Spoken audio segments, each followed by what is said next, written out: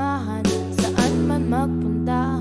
Umulan man o umaraw, katapatan niya'y tunay.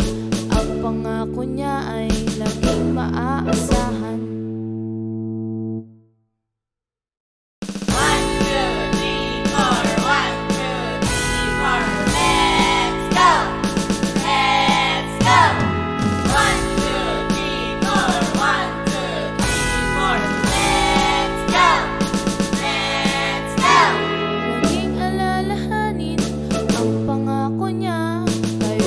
Sasamahan saan man magpunta. Umulan man o